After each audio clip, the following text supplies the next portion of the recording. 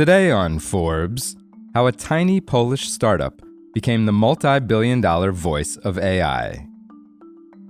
Dubbed films in Poland are horrible. A lone lector delivers all the dialogue in an unnerved Slavic monotone. There is no cast, no variation between speakers. Young audiences hate it. Mateusz, or Mati, Stanisiewski, the co-founder of AI speech outfit ElevenLabs, says, quote, "Ask any Polish person and they will tell you it's terrible.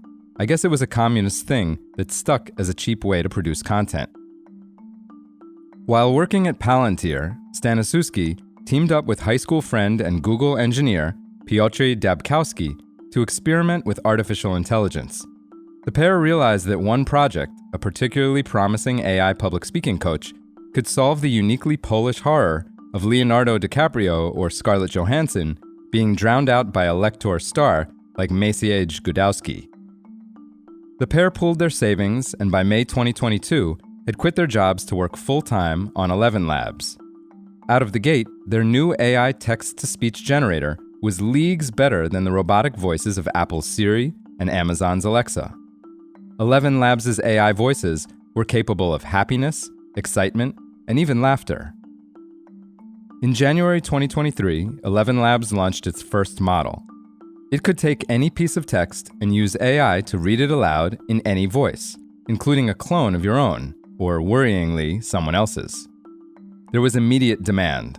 Authors could instantly spawn audiobooks with the software. Pro rates now start from $99 a month for higher quality and more time. YouTube creators used ElevenLabs to translate their videos into other languages.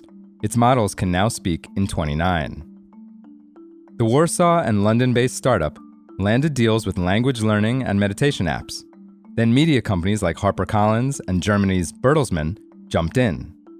Investor Jennifer Lee of Andreessen Horowitz, which co-led a $19 million round in May 2023, says, quote, "It was obvious that this was the best model and everyone was picking it off the shelf." A year later, the co-founders were honored as part of Forbes 30 Under 30 Europe. Others, though, found more unnerving uses.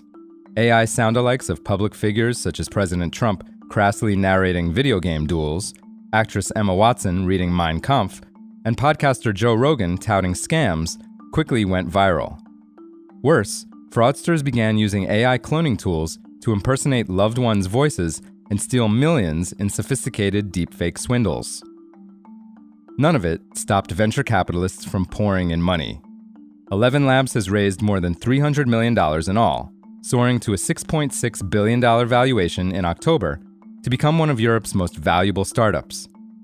Stanisiewski, who is 30 years old and who acts as CEO because the firm has no traditional titles, and research head Dabkowski, also 30 years old, are now both billionaires, worth just over $1 billion each, per Forbes estimates. Around half of ElevenLabs' $193 million in trailing 12-month revenue comes from corporates like Cisco, Twilio, and Swiss recruitment agency Adecco, which uses its tech to field customer service calls or interview job seekers. Epic Games uses it to voice characters in Fortnite, including a chat with Darth Vader, with the consent of James Earl Jones's estate. The other half of its revenue comes from the YouTubers, podcasters, and authors who are early adopters. Unlike most AI firms, ElevenLabs is profitable. Forbes estimates it netted $116 million in the last 12 months, a 60% margin.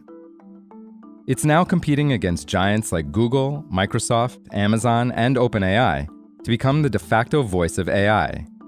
It's not a new space. Tech companies started spinning up products to listen to, transcribe, and generate speech around a decade ago.